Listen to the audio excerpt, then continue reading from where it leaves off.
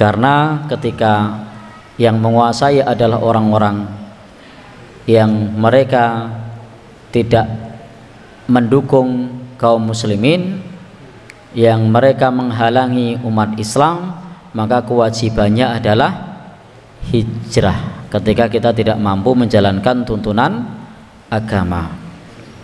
Sehingga lafadz di kitab ini juga disebutkan bahwasanya disebutkan hijrah itu min biladis syirki, dari negeri yang menjalankan kesyirikan, ila baladil Islam, ke negeri Islam. Dan yang menunjukkan bahwa hijrah itu senantiasa dituntunkan adalah sabda Nabi Shallallahu Alaihi Wasallam, la tangqati'ul hijrah, hijrah tidak akan terputus hatta tangqati'at taubah, sampai taubat terputus. Jadi selama pintu taubat itu masih terbuka, maka hijrah masih dituntunkan. Dan kapan pintu hijrah itu pintu taubat itu tertutup? Saat matahari terbit dari barat. Sebagaimana sabda Nabi, man taba qabla an tatlu asy-syamsu mim maghribiha taballahu alaihi.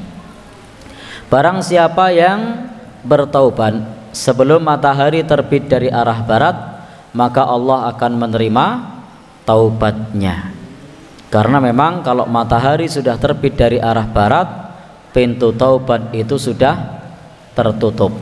Maka saat itu pula tidak ada ajaran hijrah, karena ajaran hijrah sudah selesai dengan tertutupnya pintu taubat. Maka Nabi menyampaikan wala tangqati'ut taubah, dan taubat itu tidak akan terputus, tidak akan tertutup hatta tatlu asy-syamsu mim maghribiha, sampai matahari itu terbit dari arah barat. Terkait pintu taubat tertutup, dalam hadis Nabi itu ada dua yang menghalangi taubat. Yang pertama adalah apabila kematian tiba, sebagaimana dalam sabdanya bahwasanya Allah itu yuqbalu taubatal abdi malam yughurghir, menerima taubatnya hamba selama nyawa belum sampai di tenggorokan.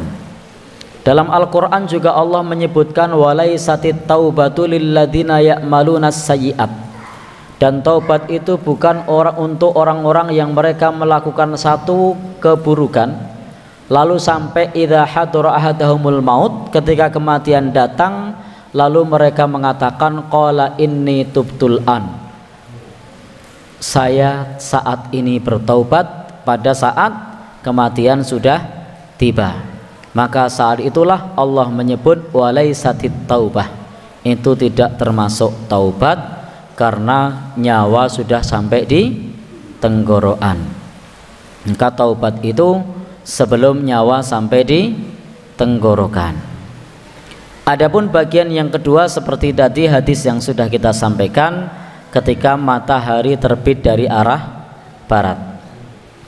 Dalam bab ini kita harus memahami dengan keimanan bahwasanya suatu saat nanti, entah kapan waktunya kita tidak tahu, matahari akan terbit dari sebelah barat.